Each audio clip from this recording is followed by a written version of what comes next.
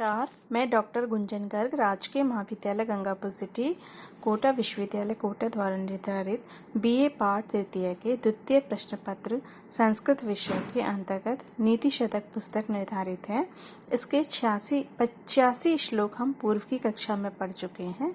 आज हम 86वां श्लोक पढ़ने जा रहे हैं। आलस्यम ही मनुष्याणां शरीरस्थो महारिपुः नास्त्युत्तम समो बंधुः कुर्वाणु न अवसीदति।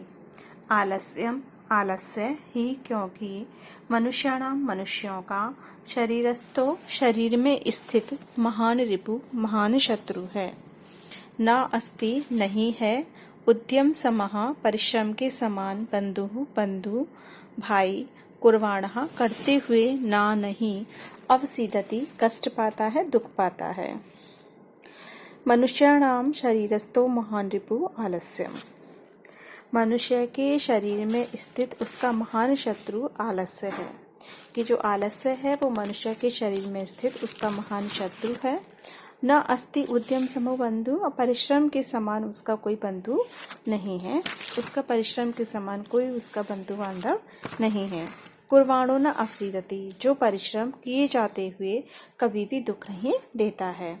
अर्थात व्यक्ति का जो परिश्रम है वो व्यर्थ नहीं जाता और वो हमेशा उसके कार्य काम आता है। प्रस्तुत श्लोक में अनुष्टुप छंद का प्रयोग किया गया है। न प्लस अस्ति यहाँ दीर्घ संधि है, अस्ति प्लस उद्यम यहाँ यण संधि का प्रयोग किया गया है। कुर्वाणो क्री धातु से शानश प्रत्यय का प्रयोग किया गया है। न प्लस अवसीदति दीर्घ संधि है। अगला श्लोक है छिन्नो अपि रोहति तरुः क्षीणो अपि उपचीयते पुनश्चंद्रः इति विमर्शन्तः सन्तः संतप्यते न ते पिबता। छिन्ना अपि काटे जाने पर भी रोहति बढ़ता है तरुः वृक्ष कि पेड़ को हम जितना काटते हैं उतना ही वो वापस बढ़ता है। क्षीणः अपि उपचीयते पुनश्चंद्रः, उसी प्रकार फिर चंद्रमा है जो क्षीण हो जाता है, कृष्ण पक्ष में वो कम हो जाते हैं उसकी कलाएं और फिर शुक्ल पक्ष में वो उपचीयते फिर बढ़ने लगता है, उसकी कलाएं बढ़ जाती हैं। इति विमर्शन्तः, इस प्रकार विचार करते हुए, संतः सज्जन लोग, संतप्यन्ते संतप्त होते हैं, ना नहीं, ते वे विपदा यानी विपत्ति में, विपत्तियों से संतप्त होते हुए भी वो उनसे परेशान नहीं होते हैं। एक बार पुनः देखते हैं। तरुः छिन्नः अपि रोहति, वृक्ष जो है काटे जाने पर भी बढ़ता है। पुनः चंद्र, फिर चंद्रमा, क्षीणः अपि उपचीयते, क्षीण होने पर भी, कृष्ण पक्ष पे कम कला का होने पर भी फिर पुनः शुक्ल पक्ष में वृद्धि को प्राप्त होता है, अधिक कलाओं वाला हो जाता है। इति विमर्शन्तः सन्तः, इस प्रकार विचार करते हुए, संत लोग, ते वे संत लोग, विपदा न संतप्यन्ते, विपत्तियों से दुखी नहीं होते हैं, क्योंकि सुख और दुख का चक्र चलता ही रहता है। आज दुख है तो कल सुख आएगा। यही विचार करते हुए जो विद्वान पुरुष हैं, सज्जन लोग हैं, श्रेष्ठ लोग हैं, वो उनसे दुखी नहीं होते। छिन्नः प्लस अपि, यहाँ पूर्व संधि है। क्षीणः प्लस अपि, यहाँ भी पूर्व संधि है। अपि प्लस उपचीयते यण संधि है। विमर्शन्तः वे उपसर्ग मृष धातु से क्षत्रिय प्रत्यय का प्रयोग किया गया है। यहाँ आर्य छंद का प्रयोग हुआ है।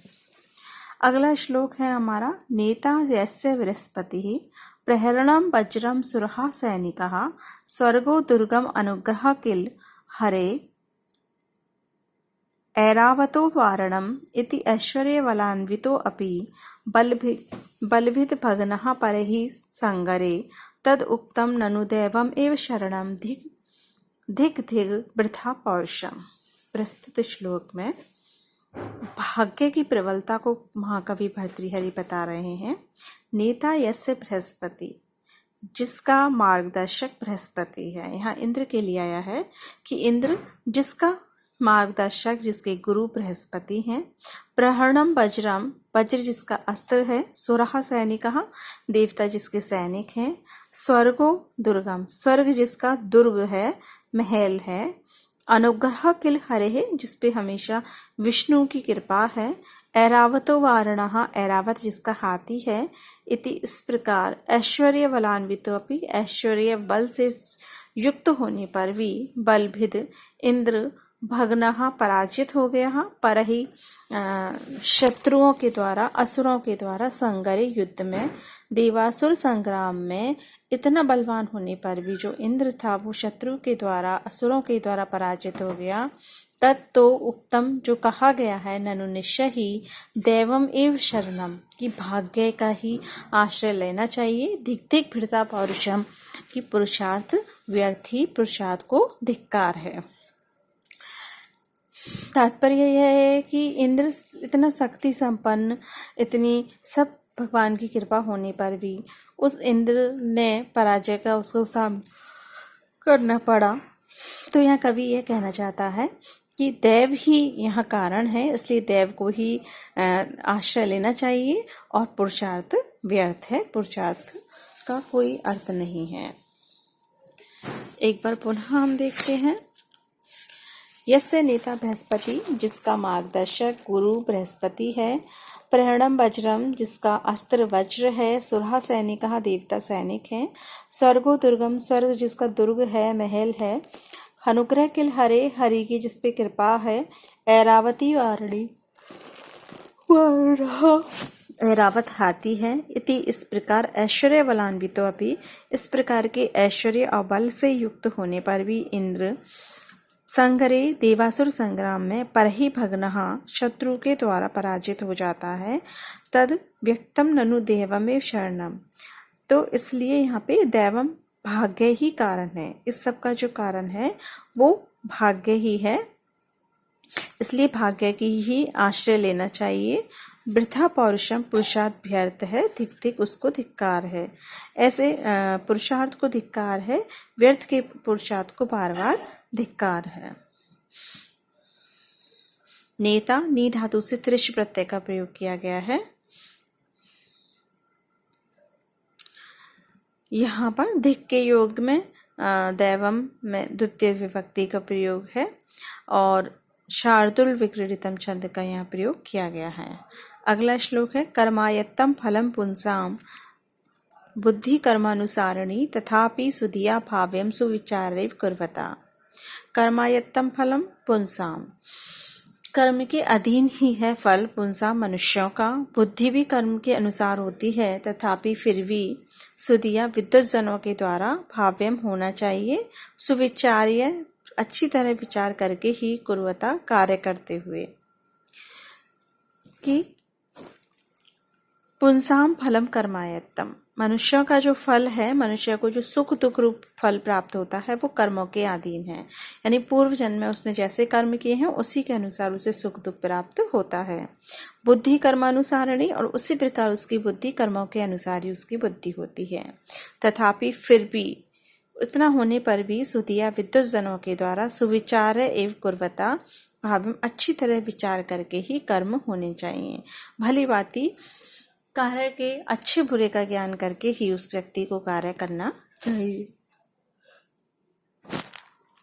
प्रस्तुत श्लोक में अनुष्टुप छंद का प्रयोग किया गया है। कर्म आयत्तम दीर्घ संधि, कर्मानुसारणी कर्म प्लस अनुसारणी दीर्घ संधि का प्रयोग है। सुविचार्य प्लस एवं यहाँ पे वृद्धि संधि है। कुर्वता क्री धातु से क्षत्रि प्रत्यय का प्रयोग है। अगला श्लोक है खलवाटो दिवसे श्वस्य किरण सन्निपात्य खलवाटो दिवसे शरस्य किरण संताड़ितो मस्तके वांछन देशम अनातपम विधिवशात् तालस्य मूलम गतः तत्रापि अस्य महाफलेन पतिता भग्नं सशब्द क्षीरः प्रायो गच्छति तत्र भाग्यरहितस्तत्र व्यान्त्यापदः। खलवाटः यहाँ महर्षि भर्तृहरि कह रहे हैं। खलवाटः एक गंजा व्यक्ति जिसके सिर पर बाल नहीं है, दिवसेशरस्य किरण सूरज की किरणों से संताड़ितः मस्तके मस्तक पर प्रताड़ित होकर, यानी कि एक गंजा व्यक्ति है जिसके सिर पर बाल नहीं है और सूरज की किरणों से उसका जो सिर है वो पीड़ित हो रहा है। तो वांछन देशम अनातपम ऐसा व्यक्ति छाया के स्थल को चाहता हुआ विधिवशात भाग्यवश तालस्य मूलम गतः, ताल के पेड़ के नीचे गया, ताल के पेड़ के नीचे वो बैठा। तत्रापि वहाँ भी अस्य महाफलेन पतता, वहाँ भी उस ताल वृक्ष के महाफल के द्वारा, विशाल ताल का जो पेड़ का वृक्ष होता है बड़ा होता है, उस फल के द्वारा पतता गिरते हुए, भग्नम तोड़ दिया, सशब्द शिरः शब्द के साथ उसके सिर को उसने फाड़ दिया, फोड़ दिया। प्रायः गच्छति यत्र, जाती है, यत्र जहाँ पर भाग्य रहिता, जहाँ भाग्य रहित जाता है, जहाँ दुर्भाग्यशाली जाता है, तत्र व्यान्ति आपदः, वहीं विपत्तियाँ पहुँच जाती हैं। यहाँ भी भाग्य की प्रधानता को बताते हुए महाकवि भर्तृहरि कह रहे हैं कि एक गंजा व्यक्ति था और वो सूरज की किरणों से परेशान होकर के, धूप से परेशान होकर ताल के वृक्ष के नीचे खड़ा हुआ, और वहाँ भी उसके दुर्भाग्य के कारण जो ताल वृक्ष का जो फल है वो उसके सिर पे गिर गया और वो फट गया। तो यहाँ पे भाग्य ही कारण है। तो ये बताते हुए कह रहे हैं एक बार पुनः, खलवाटो दिवसे शरस्य किरणैः संताड़ितो मस्तके, सूरज की किरणों के द्वारा मस्तक पर गंजा व्यक्ति उन किरणों से प्रताड़ित होता हुआ, अनातपम देशम वांछन, छाया वाले स्थल को चाहता हुआ, विधिवशात तालस्य मूलम गता, भाग्यवश ताल के वृक्ष के नीचे गया। तत्रापि वहाँ भी अस्य पतता महाफलेन, उस वृक्ष के गिरते हुए महाफल के द्वारा शब्द के साथ उसका जो सिर है वो टूट गया, फूट गया, उसका सिर जो है फट गया। प्रायः यत्र भाग्य रहिता गच्छति, जहाँ भाग्य रहित जाता है, तत्र व्यान्ति आपदा, वहीं विपत्तियाँ पहुँच जाती हैं। प्रस्तुत